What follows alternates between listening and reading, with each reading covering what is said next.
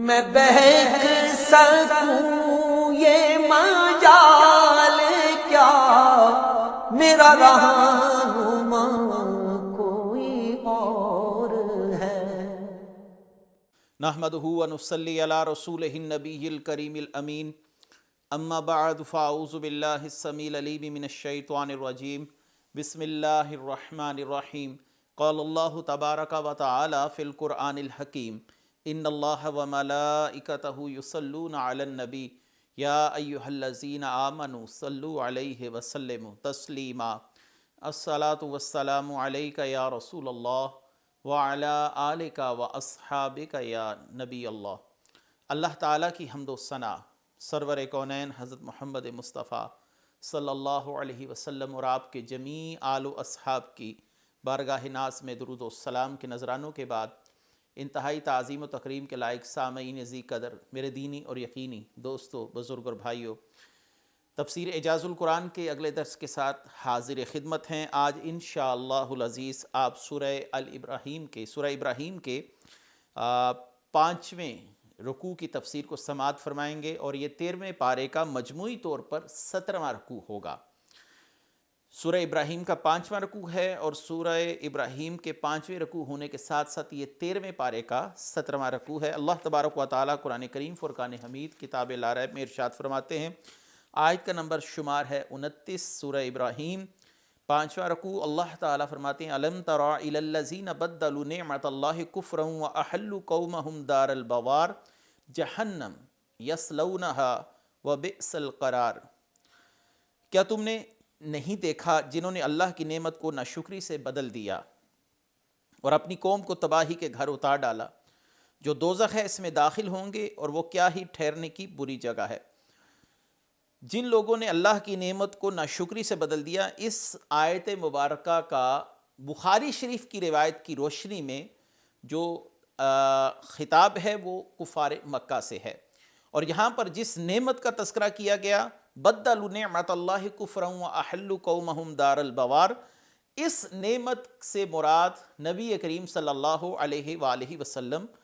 و تحیہ و ثنا کی ذات والا صفات ہے۔ یعنی اللہ تعالیٰ نے تمہیں محمد صلی اللہ علیہ وآلہ وسلم جیسی نعمت دی، اور تم نے ان کی قدر نہ کی، ان کی دعوت پر کوئی کان نہ دھرے، ان کی طرف توجہ نہ دی، اور آپ صلی اللہ علیہ وسلم کی مخالفت پر یکے بعد دیگرے تم نے ان کے لیے ایسے ایسے اسباب پیدا کیے جو آپ صلی اللہ علیہ وآلہ وسلم کی تبلیغ میں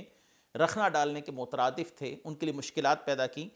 تو تم نے رسول اللہ صلی اللہ علیہ وسلم کی قدر کیا کرنی تھی؟ تم نے ان کے لیے نئی نئی مصیبتیں، ہر روز ایک نیا مسئلہ، پریشانی، آپ صلی اللہ علیہ وسلم کا بائیکاٹ کرنا، نماز کے دوران آپ صلی اللہ علیہ وسلم کو متعدد تکالیف کا سامنا کرنا پڑنا، اور پھر جب آپ صلی اللہ علیہ وسلم طواف کرتے، اس دوران آپ صلی اللہ علیہ وآلہ وسلم کی ذات والا صفات پر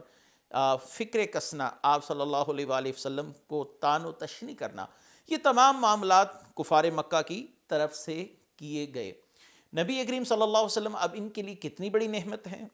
اور اللہ تعالیٰ نے آپ کو کتنی بڑی رحمت بنایا ہے۔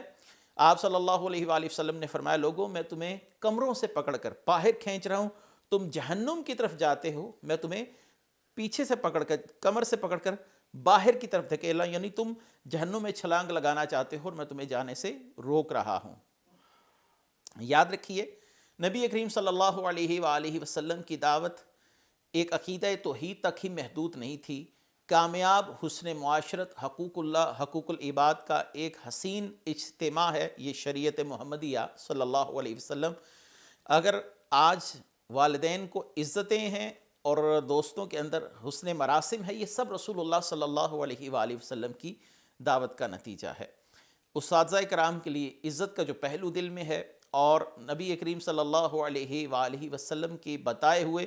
قواعد و ضوابط، آپ ضروریات زندگی کے حوالے سے کسی بھی شعبے کے اندر اس کا انطباق کر لیجئے،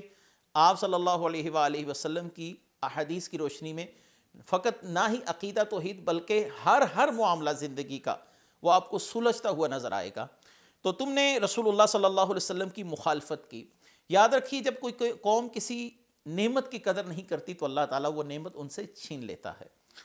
رسول اللہ صلی اللہ علیہ وآلہ وسلم نے ایک مرتبہ روٹی کا ٹکڑا زمین پر پڑے ہوئے دیکھا، تو یہ سنن ابن ماجہ کی روایت ہے، تو آپ صلی اللہ علیہ وآلہ وسلم نے ارشاد فرمایا عائشہ اس کی قدر کرو، جب کوئی قوم اللہ کی نعمت کی قدر نہیں کرتی تو اللہ تعالیٰ وہ نعمت ان سے لے لیتا ہے۔ اور نعمتوں کو اپنے ساتھ رکھنے کا بہترین ذریعہ جو قرآن بتایا، لَإِن شَكَرْتُمْ لَأَزِيدَنَّكُمْ، اللہ کا وعدہ ہے کہ نعمتوں کی قدر کرو، شکر ادا کرنے کی صورت میں اللہ تعالیٰ ان نعمتوں کو تم پر بڑھا دے گا، وہ نعمتیں تم سے کبھی بھی ضائع نہیں جائیں گی، رائگاں نہیں جائیں گی۔ اور آپ صلی اللہ علیہ وآلہ وسلم کی ان لوگوں نے قدر نہ کی، پھر اللہ تبارک و تعالیٰ نے آپ صلی اللہ علیہ وسلم کو مدینہ طیبہ ہجرت فرمانے کا حکم دیا، اور وہ جو بہت بڑی نعمت تھی، آپ صلی اللہ علیہ وسلم کا قرب تھا، جسمانی طور پر ان کو قرب نصیب تھا، آپ صلی اللہ علیہ وآلہ وسلم سے براہ راست استفادہ کرنے کی دولت تھی، وہ ان سے لے لی گئی اور وہ لوگ اس سے محروم ہو گئے۔ اور اللہ تعالیٰ نے فرمایا وَأَحَلُّوا قَوْمَهُمْ دَارَ الْبَوَارِ جہنم یصلونہ وبئس القرار، ان لوگوں نے اللہ کی نعمت کو ناشکری سے بدل دیا اور اپنی قوم کو تباہی کے گھر لا اتارا، یعنی ہمیشہ کے لیے خود کو جہنم کی زندگی کا حقدار بنا دیا۔ اور ان کے لیے کیا ہے؟ جہنم یصلونہ وبئس القرار، جو دوزخ ہے اس کے اندر جائیں گے، اور کیا ہی برا ٹھہرنے کی جگہ ہے۔ اگلی آیت وَجَعَلُوا لِلَّهِ أَنْدَادًا لِيُضِلُّوا عَنْ سَبِيلِهِ قُلْ تَمَتَّعُوا فَإِنَّ مَصِيرَكُمْ إِلَى النَّارِ، اور انہوں نے اللہ کے لیے برابر قرار دیے تاکہ اس کی راہ سے بھٹکا دیں، تم فرماؤ فائدہ اٹھا لو، پھر بے شک تمہیں آگ کی طرف لوٹنا ہے۔ قُلْ تَمَتَّعُوا، تم فرماؤ فائدہ اٹھا لو، کفار سے فرمایا اگرچہ تم شرک مرتکب ہو، بد عقیدہ ہو، اللہ تعالیٰ کی وحدانیت کا عقیدہ نہیں رکھتے، رسول اللہ صلی اللہ علیہ وسلم کی رسالت کو نہیں مانتے، لیکن یہ چند دن کی زندگی ہے، یہ جو ٹھاٹ پھاٹ ہیں تمہارے، اور تمہارے پاس دولت ہے، اولاد ہے، اسباب کی کثرت ہے، تجارتی سامان کا آنا جانا ہے، یہ سب کچھ تمہارا رہنا شایع نشان طریقے کے ساتھ ہے، یہ سب کچھ تمہارے پاس چند دنوں کے لیے ہے، چند ساتوں کے لیے ہے۔ اب آپ کے ذہن میں سوال آئے گا کہ کوئی کافر 50 سال، 60 سال، 70 سال، 80 سال کی زندگی جیتا ہے تو ان کو چند ساعتوں سے تعبیر کیوں کیا گیا؟ یاد رکھیے کہ جب قیامت کے دن ان لوگوں کو پوچھا جائے گا کہ تم نے دنیا میں کتنا عرصہ گزارا، تو ان کے لیے یہ دنیا میں گزارا ہوا دورانیہ اگرچہ 60 سال کا ہو، 70 سال کا ہو، کتنا ہی طویل کیوں نہ ہو، ان کو یہ چند ساعتوں کی طرح نظر آئے گا۔ اب حضرت نوح علیہ السلام کی جو حیات ظاہری ہے وہ 1000 سال سے زیادہ ہے، لیکن جب ملک الموت نے آپ سے آپ کی روح قبض کرتے وقت پوچھا کہ آپ نے دنیا میں کتنا عرصہ گزارا، تو آپ نے فرمایا یوں ہے کہ جیسے میں ایک دروازے سے داخل ہوا اور دوسرے دروازے سے نکل گیا، یعنی وقت گزرنے کا احساس تک نہ ہوا۔ تو یہاں پر کیا ہے کہ ان کے لیے وقت گزرنے کا احساس اس وقت ان کو ایسے ہی لگے گا کہ ہوا ہی نہیں۔ وَجَعَلُوا لِلَّهِ أَنْدَادًا لِيُضِلُّوا عَنْ سَبِيلِهِ، یہ اپنے بتوں کو اللہ کے برابر قرار دیتے تھے۔ یہ قیامت کے دن خود اس بات کا اقرار کریں گے، اذ نسویکم برب العالمین، یا اللہ تیری عزت کی قسم ہم گمراہ تھے، ہم بتوں کو تیرے برابر قرار دیتے تھے۔ برابر کیسے قرار دیتے تھے؟ یعنی کائنات کے امور تدبیر کے اندر یہ بتوں کو اللہ کے برابر تصور کرتے تھے۔ یہ بات تو یہ مانتے کہ رزق ہمیں اللہ تعالیٰ دیتا ہے، پیدا بھی ہمیں اللہ تعالیٰ نے کیا ہے، اللہ تعالیٰ کے وجود کے یہ کلیتاً انکاری نہیں تھے۔ ان کا کہنا یہ تھا کہ اللہ تبارک و تعالیٰ تنہا کائنات چلانے پر قادر نہیں، تو اللہ تعالیٰ نے اس کمزوری کی بنا پر اپنے ساتھ ان بتوں کو شریک کر لیا ہے، اور قیامت کے دن یہ بت ہماری شفاعت کریں گے، وہ بھی برابری کی سطح پر۔ سورہ یونس میں اس کا ذکر ہے کہ یہ اللہ تبارک و تعالیٰ کی بارگاہ میں ہماری شفاعت کریں گے، لیکن یہ کیا ہے؟ برابری کی سطح پر ہے۔ ایک شفاعت ہے کوئی چھوٹا بڑے سے کرتا ہے، ایک ہے کہ برابر والا برابر سے کرتا ہے، برابری کی سطح پر کی جاتی، ایک ہے بڑا چھوٹے سے کرتا ہے۔ تو یہ اپنے بتوں کو اللہ تعالیٰ کے برابر سمجھتے تھے کہ ہمارے بت جو ہیں وہ درجے میں نعوذ باللہ اللہ تعالیٰ کے برابر ہیں۔ تو کتنی جاہلانہ سوچ ہے کہ اپنے ہاتھوں سے تراشا ہوا وہ بت جس کو تم نے خود اپنے ہاتھوں سے گھڑا ہے، اس کو خالق کائنات کے برابر ٹھہرا رہے ہو۔ کتنا ہی بڑا ظلم ہے، کتنی بڑی بے وقوفی کی بات ہے۔ اللہ تعالیٰ نے فرمایا قُلْ تَمَتَّعُوا فَإِنَّ مَصِيرَكُمْ إِلَى النَّارِ، ان سے کہیے کہ چند دن ہیں، اس کے بعد آگ تمہارا ٹھکانہ ہے۔ مسلمانوں کی بھی تسلی ہے کہ تم دنیا میں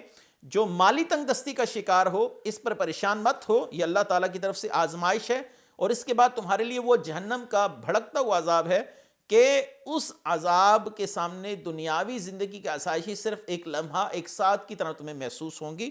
اور جس مسلمان نے دنیا کے اندر مصیبتیں اٹھائی ہیں، جب وہ جنت میں جائے گا تو اس کو دنیاوی زندگی کی مصیبتیں بھی ایک ساتھ کی طرح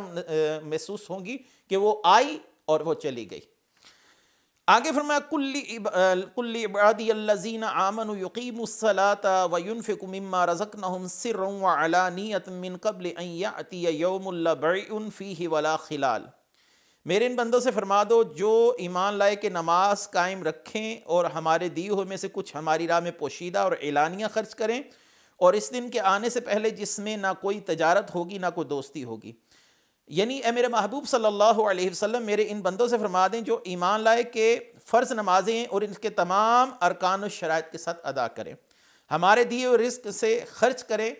اپنے مال میں سے اللہ کی راہ میں لگائیں، وہ زکوٰۃ کی صورت میں ہے، وہ صدقات واجبہ کی صورت میں ہے، وہ صدقات نافلہ کی صورت میں ہے، اس میں وہ اللہ تبارک و تعالیٰ کے راستے میں خرچ کی گئی ہر رقم داخل ہے، اور کسی کے ساتھ احسان کرتے ہوئے اسے دے دینا ہے تو یہ بھی اسی میں داخل ہے کہ اللہ کے لیے تم مال لگاؤ جس میں، اور قیامت کے دن آنے سے پہلے جتنا اچھا عمل اکٹھا کر سکتے ہو کر لو، کیونکہ قیامت کے دن نہ کوئی تجارت ہوگی کہ کفار اپنا مال دے کر اپنی جان چھڑوا لیں۔ آج ہم سے اتنا مال لے لیا جائے، ہمارا اتنا بینک بیلنس لے لیا جائے، ہمیں چھوڑ دیا جائے، تو یہ سوچ ان لوگوں کی غلط ہے کہ قیامت کے دن ان کا کثیر مال بھی ان کی جان چھڑانے کا سبب بنے گا۔ اللہ تعالیٰ نے فرمایا یوم لا بیع فیہ ولا خلال، اس دن نہ دوستی کام آئے گی۔ یہاں پر مراد دنیاوی دوستی ہے، نہ کہ دینی دوستی۔ دنیاوی دوستی جو ہے، دنیاوی بنیادوں پر جو ہماری دوستی ہے، ایک دوسرے کے ساتھ خونی رشتوں کی بنیاد پر ہے، تجارتی بنیادوں پر ہے، یا آپسی طور پر جیسے کوئی پڑوسی کسی کا دوست بن جاتا ہے، یا اسکول کے بچے آپس میں دوست ہیں، دوستی کا کوئی بھی تعلق ہے، وہ تعلق جو دنیاوی بنیادوں پر ہے وہ قیامت کے دن کام نہیں آئے گا۔ ہاں، وہ تعلق جو اللہ کی رضا کے لیے ہے، اللہ کی محبت کی وجہ سے ہے، اللہ کے اولیاء کے ساتھ ہے اور اللہ والوں کے ساتھ ہے، وہ تو قیامت کے دن آپ کے کام آئے گا۔ اللہ تعالیٰ نے سورہ زخرف آیت نمبر 67 میں ارشاد فرمایا الخلاء یومئذ بعضهم لبعض عدو الا المتقین، اس دن گہرے دوست ایک دوسرے کے دشمن ہو جائیں گے، وہی جو دنیاوی بنیادوں پر ایک دوسرے کے دوست ہیں، لیکن ساتھ فرمایا الا المتقین، لیکن اللہ والے صاحبان تقویٰ اس دن بھی تمہارا ساتھ نہیں چھوڑیں گے۔ تو اس کا مطلب یہ ہے کہ کسی سے دوستی رکھی جائے تو وہ دنیاوی بنیادوں پر نہ ہو، وہ دینی بنیادوں پر ہو۔ تو حضرت علی کرم اللہ وجہ الکریم کا میں نے قول ایک کتاب میں پڑھا تھا، تو آپ کی جو بات ہے وہ بڑی ہی زبردست ہے کہ حضرت علی کرم اللہ وجہ الکریم کیا فرماتے ہیں کہ جس کی دوستی تجھے قیامت کے دن فائدہ نہیں دے سکتی، دنیا میں بھی اس کے ساتھ دوستی مت رکھ، اپنے وقت کا ضیاع مت کر۔ جس سے دوستی رکھے تو اس بنیاد پر رکھے اس کی دوستی مجھے قیامت کے دن فائدہ دے گی، تو تب اس کے ساتھ دوستی کر۔ اگر غور و فکر کرنے کے بعد یہ نظر آئے کہ اس کی دوستی تجھے اللہ کی بارگاہ میں کسی قسم کا فائدہ نہیں دے سکتی تو اپنے وقت کا ضیاع مت کر۔ لہٰذا یہاں سے معلوم ہوا کہ بہترین عمل کیا ہے؟ اللہ کے لیے کسی سے تعلق جوڑنا اور اللہ کے لیے کسی سے تعلق توڑنا۔ اگلی آیت مبارکہ اللہ الذی خلق السماوات والارض وانزل من السماء ماء فاخرج به من الثمرات رزقا لکم وسخر لکم الفلک لتجری فی البحر بامرہ وسخر لکم الانہار، اور اللہ ہی ہے جس نے آسمان اور زمین بنائے اور آسمان سے پانی اتارا، اس کے ذریعے تمہارے کھانے کے لیے کچھ پھل نکالے، کشتیوں کو تمہارے قابو میں دے دیا تاکہ اس کے حکم سے دریا میں چلیں اور تمہارے قابو میں، اور دریا تمہارے قابو میں دے دیے۔ اب اس سے پہلی آیت میں اللہ تعالیٰ نے سعادت مندوں اور بدبختوں کے احوال کا بیان فرمایا ہے، کفار کا اور پھر اہل ایمان کا، چونکہ سعادت کے حصول کا اہم ترین ذریعہ اللہ تعالیٰ کی ذات و معرفت ہے اور بدبختی کا اہم ترین سبب اس معرفت سے محرومی ہے، تو اللہ تعالیٰ نے ان امور اور ان دلائل سے اپنی معرفت سے روشناس کروایا ہے اس آیت مبارکہ میں، جو ایک ایسا مشاہداتی سچ ہے، ایسا تجرباتی سچ ہے جس سے انکار کفار بھی نہیں کر سکتے۔ اللہ نے آسمان و زمین بنائے اور آسمان سے پانی اتارا۔ زمین اپنی نوع کے اندر مختلف اقسام کی ہے، ایک ہی زمین ہے، کہیں سے کسی نوعیت کے پھل جو ہیں وہ نکل رہے ہیں اور کسی زمین سے کسی نوعیت کے۔ اب جو زمین ریتلی ہوتی ہے، مونگ پھلی وغیرہ کی کاشت اس زمین میں کی جاتی ہے، جو زمین زرخیز ہوتی ہے، گندم وغیرہ کی کاشت اس زمین سے میں کی جاتی ہے، اور خشک علاقوں میں اگنے والی نباتات ان کا معاملہ جدا ہے، اور زرخیز علاقوں میں نکلنے والی نباتات کا معاملہ جدا ہے۔ چاول ایسی جگہ پر پیدا ہوتا ہے جہاں پر پانی کی بہتات ہو، پانی کی کثرت ہو۔ یہ سب اللہ تبارک و تعالیٰ نے اس زمین کے نظاروں میں ہمیں اپنی قدرت دکھائی کہ زمین ایک ہے، لیکن ہر زمین کے اثرات اور اس زمین سے حاصل ہونے والے نتائج کی صورتحال ایک دوسرے سے تبدیل ہے۔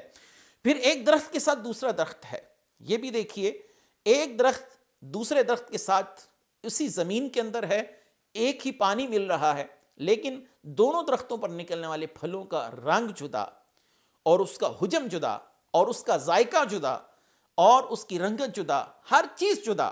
یہ اللہ تبارک و تعالیٰ کی قدرت ہے۔ اس کا مطلب ہے کہ اگر زمین کے اندر یہ چیز، جیسے ملحدین کہتے ہیں کہ یہ طبعی اثرات ہیں، ہر چیز کے اندر اس کے فطری اثرات ہیں، تو اگر یہ فطری اثرات ہیں تو پھر ایک زمین سے نکلنے والے تمام پھلوں کا ذائقہ ایک جیسا کیوں نہیں ہے؟ آم کا ذائقہ انار سے مختلف کیوں ہے؟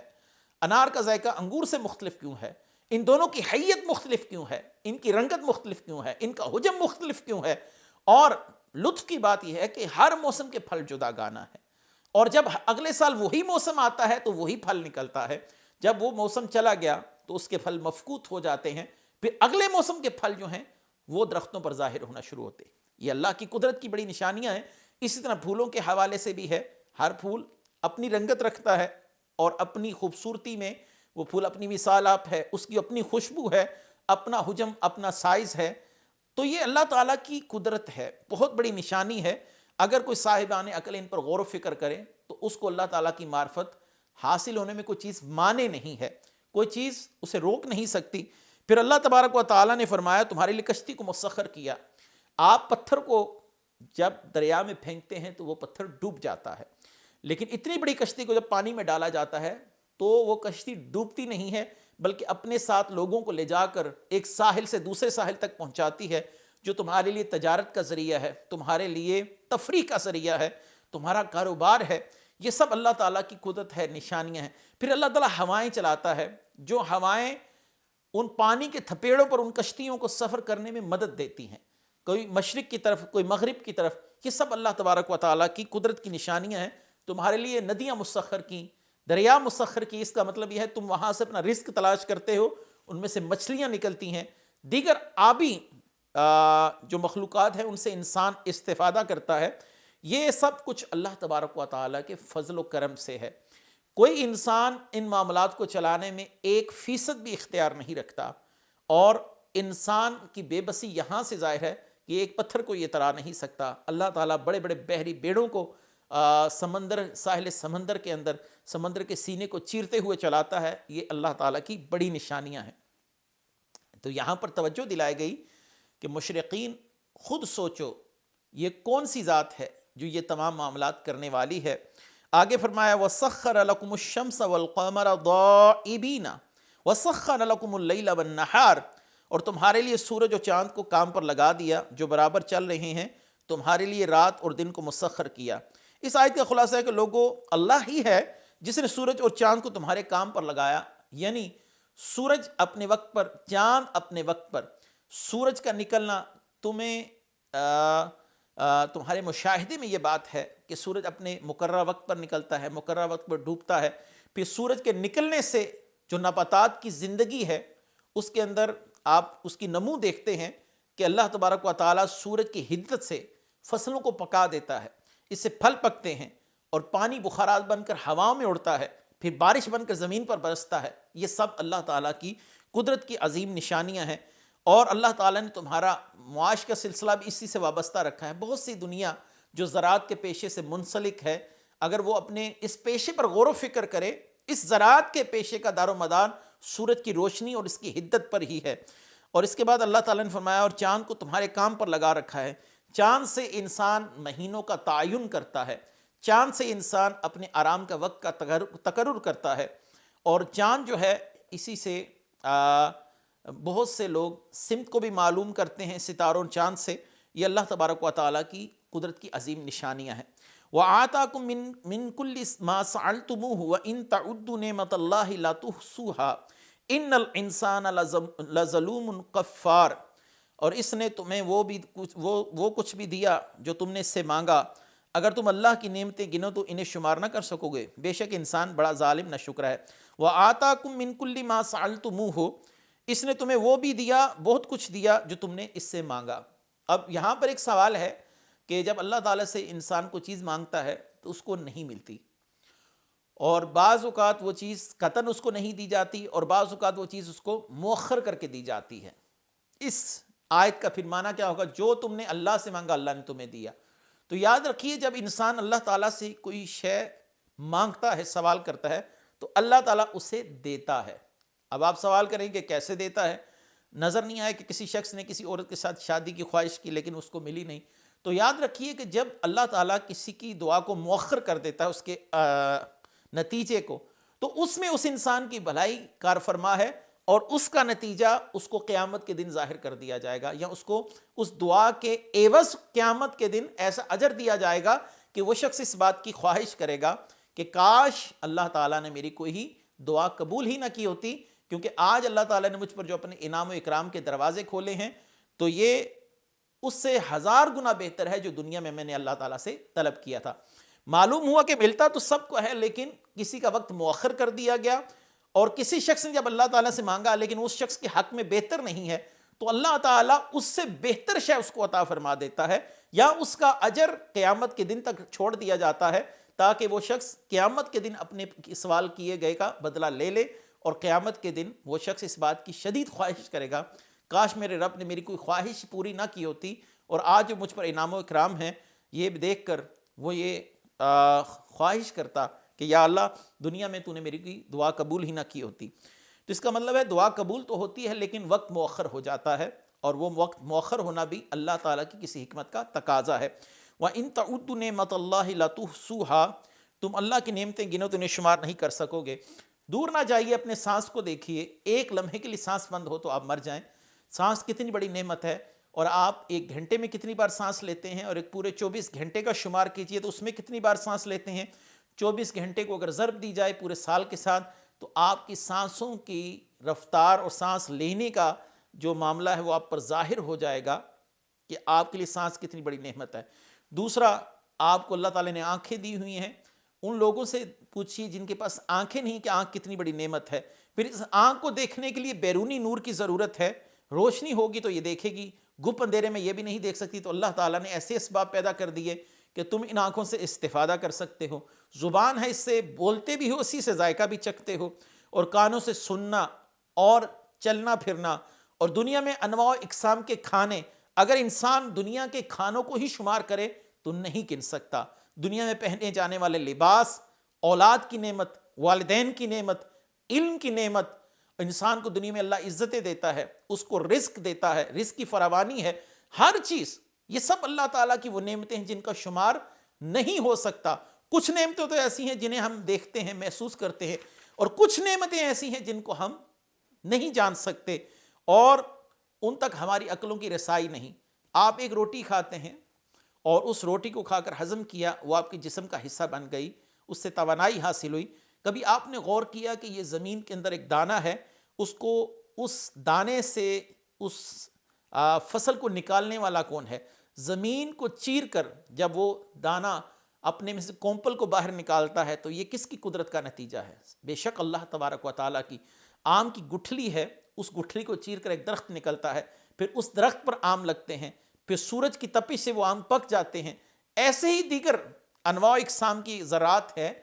پھل ہیں اور دیگر اللہ کی نعمتیں ہیں۔ آپ نے کبھی ان کی طرف غور نہیں کیا کہ یہ نعمتیں آپ تک پہنچنے سے پہلے کتنے مرحلوں سے گزرتی ہیں، اور ہر مرحلے میں اللہ تعالیٰ کی رحمت شامل حال رہتی ہے۔ اللہ تعالیٰ کی رحمت نہ ہو تو آپ کیا کر سکتے ہیں؟ آج کل دیکھیے بارش نہیں ہو رہی تو انسان اللہ تعالیٰ سے گڑ گڑا کے بارش کی دعائیں کر رہا ہے۔ زمین کے نیچے پانی کی سطح کم ہوتی جا رہی ہے، اور آبی ذخائر جو ہیں وہ تقریباً اپنی اس سطح تک پہنچ گئے ہیں جو بہت خطرناک سطح ہے۔ تو انسان کو صرف اگر ایک نعمت کی طرف وہ غور و فکر کر لے، اگر بارش نہیں ہو رہی تو بارش نہ ہونے کے نقصانات پر غور و فکر کر لیں تو اسے سمجھ آ جائے گا کہ اللہ تعالیٰ نے ہر انسان پر کتنی نعمتیں، کتنی رحمتوں کا معاملہ رکھا ہوا ہے۔ تو یہ مشرکین کی توجہ دلائی گئی کہ یہ تمام چیزیں تمہارے سامنے ہیں، پھل تمہارے سامنے ہیں، سمندر، سورج، چاند، ستارے، یہ سب چیزیں یہ کون چلا رہا ہے؟ یہ فقط اللہ تبارک و تعالیٰ کی ذات ہے۔ اللہ تعالیٰ ہمیں کما حقہ اپنی نعمتوں کی قدر کرنے کی توفیق مرحمت فرمائے۔ انشاءاللہ العزیز اگلے رکوع کے ساتھ پھر حاضر خدمت ہوں گے۔ وآخر دعوانا ان الحمدللہ رب العالمین۔ میں بہک سکوں یہ مجال کیا میرا رہنما